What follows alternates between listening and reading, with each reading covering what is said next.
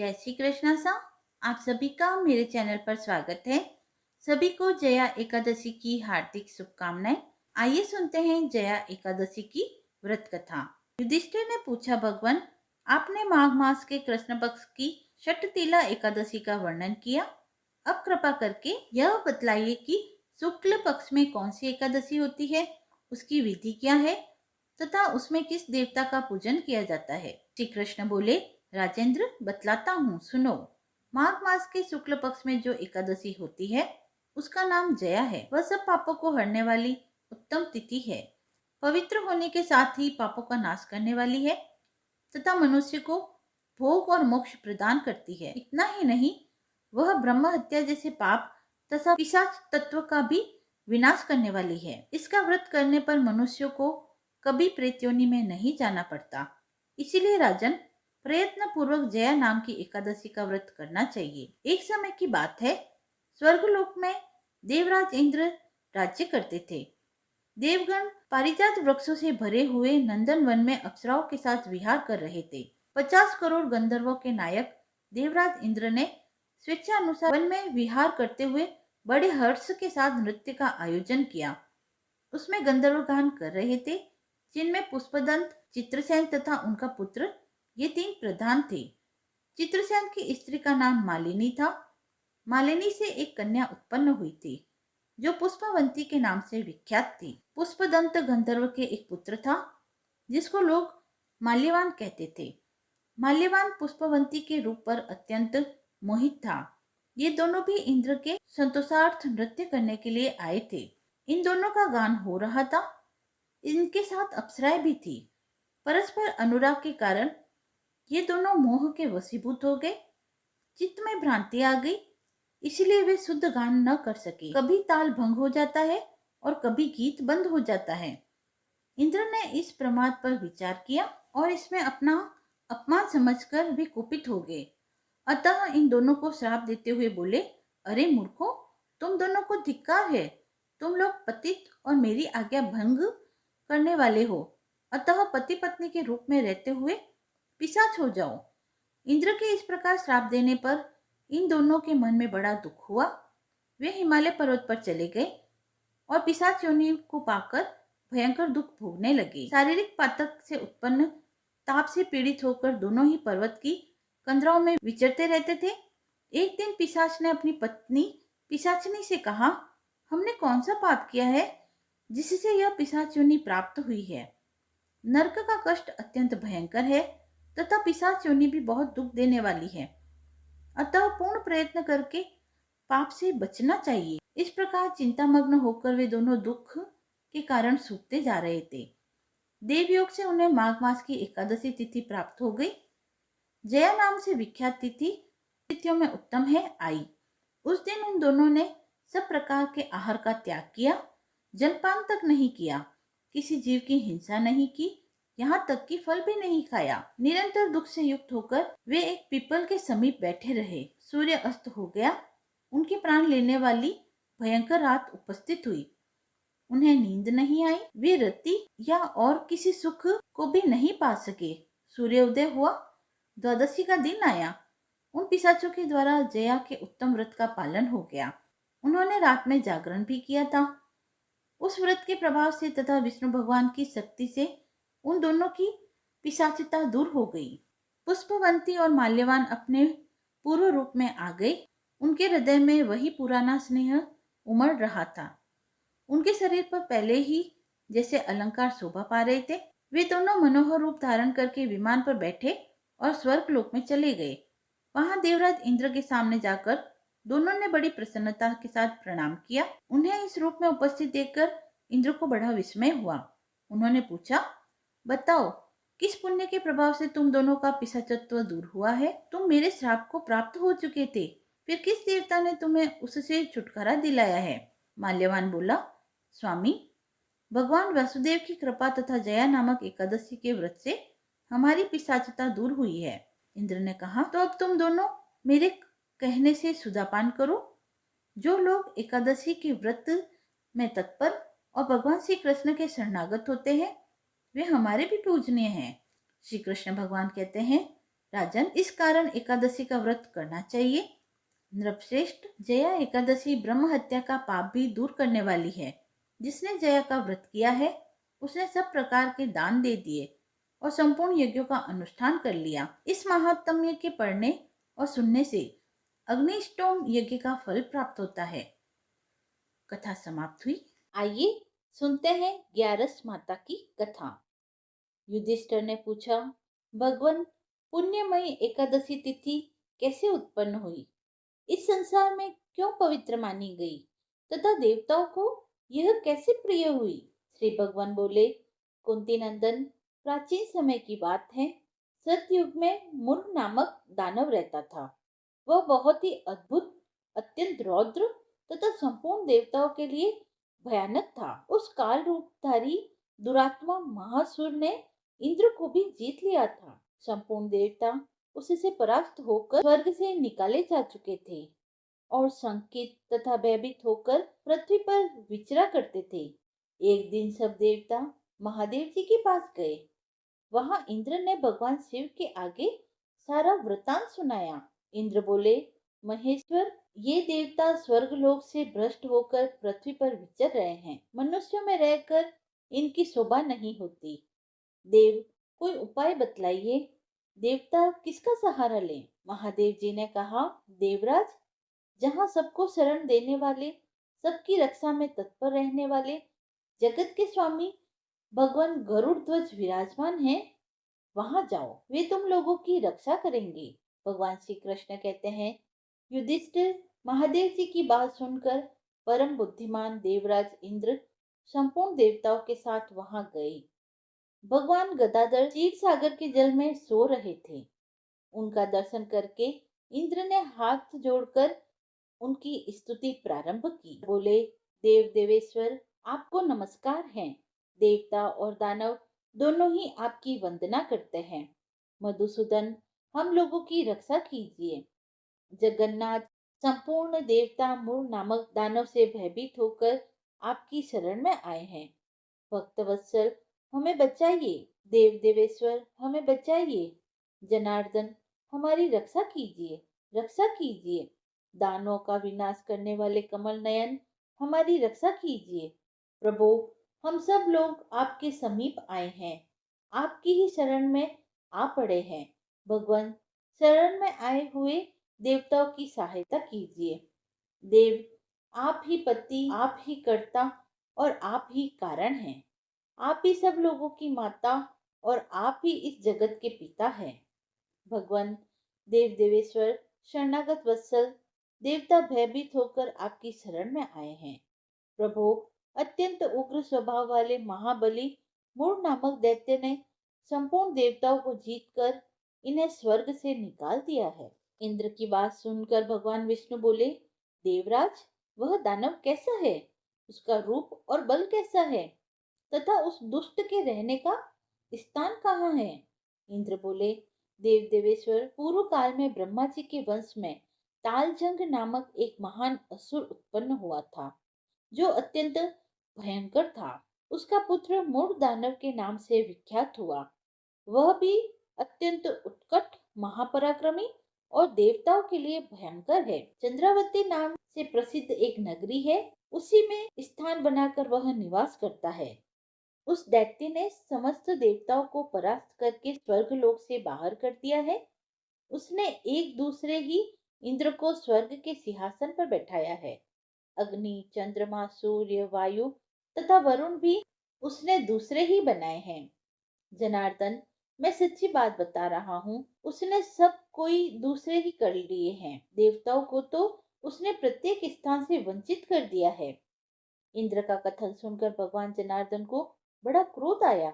वे देवताओं को साथ लेकर चंद्रावती पुरी में गए। देवताओं ने देखा, दैत्यराज बारंबार गर्जना कर रहा है। उससे परास्त होकर संपूर्ण देवता दसों दिशाओं में भाग गए। अब वह दानव भगवान विष्णु को देखकर बोला, खड़ा रह, खड़ा रह। उसकी ललकार सुनकर भगवान के नेत्र क्रोध से लाल हो गए। वे बोले, अरे दुराचारी दानव, मेरी इस भुजाओं को देख। यह कहकर विष्णु भगवान ने अपने दिव्य बाणों से सामने आए हुए दुष्ट दानवों को मारना आरंभ किया। दानव भय से विलव हो उठे। पांडुनंदन तत्पश्चात श्री विष्णु ने दैत्य सेना पर चक्र का प्रहार किया। उससे छिन्न भिन्न होकर सैकड़ों योद्धा मौत के मुंह में चले गए। इसके बाद भगवान मधुसूदन बद्रिका आश्रम को चले गए। वहां सिंहवती नाम की गुफा थी जो 12 योजन लंबी थी। हे पांडुनंदन, उस गुफा में एक ही दरवाजा था। भगवान विष्णु उसी में सो रहे थे। दानव मोर भगवान को मार डालने के उद्योग में लगा हुआ था। वह उनके पीछे लगा रहा। वहां पहुंचकर उसने भी उसी गुफा में प्रवेश किया। वहां भगवान को सोते देख उसे बड़ा हर्ष हुआ। उसने सोचा, वह दानवों को भय देने वाला देवता है, अतः निसंदेह इसे मार डालूं। युधिष्ठिर दानव के इस प्रकार विचार करते ही भगवान विष्णु के शरीर से एक कन्या प्रकट हुई, जो बड़ी ही रूपवती, सौभाग्यशालिनी तथा दिव्य अस्त्र शस्त्रों से युक्त थी। वह भगवान के तेज के अंश से उत्पन्न हुई थी। उसका बल और पराक्रम महान था। युधिष्ठिर दानवराज मूर ने उस कन्या को देखा। कन्या ने युद्ध का विचार करके दानव के साथ युद्ध के लिए याचना की। युद्ध छिड़ गया। कन्या सब प्रकार की युद्ध कला में निपुण थी। वह मूर नामक राक्षस, महान असुर, उसके हुंकार मात्र से राख का ढेर हो गया। दानव के मारे जाने पर भगवान जाग उठे। उन्होंने दानव को धरती पर पड़ा देखा और पूछा, मेरा यह शत्रु अत्यंत उग्र और भयंकर था, किसने इसका वध किया है? कन्या बोली, स्वामी, आपके ही प्रसाद से मैंने इस महादैत्य का वध किया है। श्री भगवान ने कहा, कल्याणी, तुम्हारे इस कर्म से तीनों लोकों के मुनि और देवता आनंदित हुए हैं। अतः तुम्हारे मन में जैसी रुचि हो उसके अनुसार मुझसे कोई वर मांगो। देव दुर्लभ होने पर भी वह वर मैं तुम्हें दूंगा, इसमें संदेह नहीं है। वह कन्या साक्षात एकादशी ही थी। उसने कहा, प्रभु, यदि आप प्रसन्न हैं तो मैं आपकी कृपा से सब तीर्थों में प्रदान, समस्त विघ्नों का नाश करने वाली तथा सब प्रकार की सिद्धियां देने वाली हो जाऊं। जनार्दन, जो लोग आप में भक्ति रखते हुए मेरे दिन को उपवास करेंगे, उन्हें सब प्रकार की सिद्धियां प्राप्त हो। माधव, जो लोग उपवास, नक्त अथवा एक भुक्त करके मेरे व्रत का पालन करे, उसे आप धन, धर्म और मोक्ष प्रदान कीजिए। श्री विष्णु बोले, कल्याणी, तुम जो कुछ कहती हो वह सब पूर्ण होगा। भगवान श्री कृष्ण कहते हैं, युधिष्ठिर, ऐसा वर पाकर महाव्रता एकादशी बहुत प्रसन्न हुई।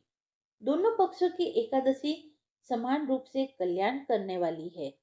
इसमें शुक्ल और कृष्ण का भेद नहीं करना चाहिए। यदि उदय काल में थोड़ी सी एकादशी, मध्य काल में पूरी द्वादशी और अंत में किंचित त्रयोदशी हो तो वह त्रिस्पर्शा एकादशी कहलाती है। वह भगवान को बहुत ही प्रिय है। यदि एक त्रिस्पर्शा एकादशी को उपवास कर लिया जाए तो 1 सहस्त्र एकादशी व्रतों का फल प्राप्त होता है तथा उसी प्रकार द्वादशी में पारण करने पर सहस्त्र गुणा फल माना जाता है। अष्टमी, एकादशी, षष्ठी, तृतीया और चतुर्दशी ये यदि पूर्व तिथि से विदित हो तो उनमें व्रत नहीं करना चाहिए। परिवर्तनी तिथि से युक्त होने पर भी इनमें उपवास का विधान नहीं है। पहले दिन दिन में और रात में भी एकादशी हो अथवा दूसरे दिन केवल प्रातःकाल एक दंड एकादशी हो तो पहले तिथि का परित्याग करके दूसरे दिन की द्वादशी युक्त एकादशी को ही उपवास करना चाहिए। यह विधि मैंने दोनों पक्षों की एकादशी के लिए बतलाई है। जो मनुष्य एकादशी को उपवास करता है वह वैकुंठ धाम में, जहाँ साक्षात भगवान गरुड़ ध्वज विराजमान है, जाता है। जो मानव हर समय एकादशी के महात्म्य का पाठ करता है उसे सहस्त्र गोदानों के पुण्य का फल प्राप्त होता है। जो दिन या रात में भक्ति पूर्वक इस महात्म्य का श्रवण करते हैं वे निसंदेह ब्रह्म हत्या आदि पापों से मुक्त हो जाते हैं। एकादशी के समान पाप नाशक व्रत दूसरा कोई नहीं है। 11 माता की कथा समाप्त हुई। आइए अब सुनते हैं तुलसी माता की कथा। एक कन्या थी। जब वह थोड़ी बड़ी हुई और उसको समझ में आने लगा, तब से ही वह तुलसी माता जी की पूजन करती थी। उसके प्रतिदिन का नियम था कि तुलसी माता जी का पूजन करने के बाद ही वह खाना खाती थी। जब वह कन्या शादी के लायक हुई, तब उसके माता पिता ने उसकी शादी करवा दी। कन्या को उसके माता पिता ने दहेज में भी एक तुलसी का गमला दिया। ससुराल में वह प्रतिदिन सवेरे उठते ही पूजा करती, फिर उसके बाद ही खाना खाने बैठती थी। उसकी दो जेठानियां थी, वो दोनों उसका मजाक उड़ाती थी कि बड़ी नियम धर्म वाली बनती है। उन दोनों को उससे बहुत ईर्ष्या होती थी, इसीलिए वो दोनों तुलसा जी का गमला एक दिन छुपा देती है। वह कन्या बड़ी मुश्किल से गमला ढूंढ कर लाती है, अच्छे से पूजा करती है और फिर खाना खाती है। वह रोज गमला ढूंढ कर ले आती थी। एक दिन उसकी जेठानी ने क्या किया कि गमले को बहुत दूर फेंक दिया। कन्या ने खूब ढूंढा पर उसे वह गमला ना मिला। वह बहुत परेशान हुई। उस दिन तो उसने खाना भी नहीं खाया। उसका नियम जो था कि वह तुलसा जी की पूजा करने के बाद ही खाना खाती थी। उस कन्या की सच्ची भक्ति को देखकर तुलसी माता उससे बहुत प्रसन्न हुई और उसके कमरे में तुलसी माता का गमला प्रकट हो गया। अगले दिन सुबह जब वह उठी तो क्या देखती है कि उसके खाट के चारों कोनों पर तुलसी माता का गमला आ गया है। यह देखकर वह बहुत प्रसन्न होती है कि अब मेरी तुलसी माता को कोई चुरा नहीं सकेगा। पूजन करने के लिए भी कहीं और जाना नहीं पड़ेगा और कोई भी तुलसी माता को फेंक भी नहीं सकेगा। वह तो जल्दी से उठकर स्नान करती है और तुलसी माता की पूजन कर लेती है। जब वह खाना खाने बैठती है तो उसकी जेठानियां मजाक करने लगती है कि लो, देवरानी का नियम धर्म पूरा हो गया है। उसी से पूछती है कि तुलसी जी की पूजा कर ली? देवरानी धीरे से बोलती है, हाँ कर ली। जेठानियां बोलती है, कहाँ से कर ली पूजा? गमला तो फेंक दिया था। देवरानी कहती है कि देख लो, मेरे कमरे में खाट पर तुलसा जी लग रही है। जेठानियां बहुत शर्मिंदा होती है और बोलती है, देवरानी तेरी भक्ति सच्ची है, हमने तुझे बहुत परेशान किया, हमें माफ कर देना। देवरानी उन्हें माफ कर देती है। हम भी तुलसी माता से यही प्रार्थना करते हैं कि हे तुलसी माता, जैसी कृपा आपने उस देवरानी पर करी, वैसे ही कृपा हम पर भी बनाए रखना। अब सुनते हैं गणेश जी की कथा। हिंदू धर्म में प्रथम पूज्य भगवान गणेश जी की पूजा हर शुभ कार्य से पहले की जाती है। गौरीपुत्र गणेश जी को विघ्नहर्ता के रूप में भी जाना जाता है, लेकिन अपने ही एक दंत और लंबोदर स्वरूप के कारण उनके विवाह में कई कठिनाइयां आई थी। तो आइए जानते हैं इसके पीछे की रोचक कथा क्या है। भगवान गणेश का सिर हाथी का व एक दांत टूटा था, इसीलिए कहा जाता है कि उनका विवाह नहीं हो पा रहा था। पौराणिक मान्यताओं के अनुसार कोई भी कन्या उनसे विवाह करने के लिए तैयार नहीं थी। अपना विवाह न होता देख भगवान गणेश उदास रहने लगे। वह जब भी किसी दूसरे देवता के विवाह में जाते तो उन्हें बड़ा दुख होता, उनके मन को ठेस पहुंचती। कहा जाता है कि इस वजह से गणेश जी ने दूसरे देवताओं के विवाह में विघ्न डालना शुरू कर दिया और इस काम में उनका वाहन मूषक उनकी सहायता करता था।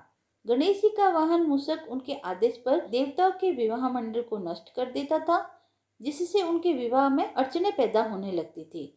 गणेश जी और मूषक की इस मिली भगत से सारे देवता परेशान हो गए और अपनी समस्या लेकर गणेश जी के पिता भगवान शिव जी के पास पहुंचे, लेकिन वहां भी उनकी समस्या का समाधान नहीं हुआ। हालांकि भगवान शिव और देवी पार्वती ने देवताओं से इतना जरूर कहा कि इस समस्या का समाधान ब्रह्मा जी के पास है। अब सारे देवता अपनी समस्या को लेकर ब्रह्मा जी के पास पहुंचे। उस समय ब्रह्मा जी योग में लीन थे। हालांकि देवताओं की प्रार्थना पर उनकी समस्या के समाधान के लिए ब्रह्मा जी के योग से दो कन्याएं रिद्धि व सिद्धि प्रकट हुई। इस वजह से दोनों ब्रह्मा जी की मानस पुत्रियां कहलाई। अब अपनी दोनों पुत्रियों को लेकर ब्रह्मा जी गणेश जी के पास पहुंचे और उनसे कहा कि आपको मेरी दोनों पुत्रियों को शिक्षा देनी होगी। इसके लिए गणेश जी तैयार हो गए। दोनों की शिक्षा प्रारंभ हो गई। इस दौरान जब भी मूषक किसी देवता के विवाह की सूचना देने गणेश जी के पास आता तो रिद्धि और सिद्धि उनका ध्यान भटकाने के लिए कोई न कोई प्रसंग छेड़ देती थी। इससे देवताओं का विवाह निर्विघ्न पूर्ण होना शुरू हो गया। एक दिन गणेश जी को यह सारी बातें पता चल गई। रिद्धि व सिद्धि की वजह से देवताओं का विवाह बिना किसी रुकावट से संपूर्ण हो रहा है। इससे गणेश जी बहुत क्रोधित हुए। उसी समय ब्रह्मा जी वहां प्रकट हुए। वह गणेश जी से कहने लगे कि मैं अपनी दोनों पुत्रियों रिद्धि व सिद्धि का विवाह किसी योग्य वर से करना चाहता हूँ। आपसे ज्यादा योग्य वर और कौन हो सकता है? क्या आप मेरी दोनों पुत्रियों से विवाह करेंगे? इस पर भगवान गणेश प्रसन्न हो जाते हैं। वह भगवान गणेश का विवाह धूमधाम से रिद्धि व सिद्धि के साथ हो जाता है। यदि आपको कथा पसंद आई हो तो आप मेरे चैनल को लाइक, शेयर एंड सब्सक्राइब करें। धन्यवाद।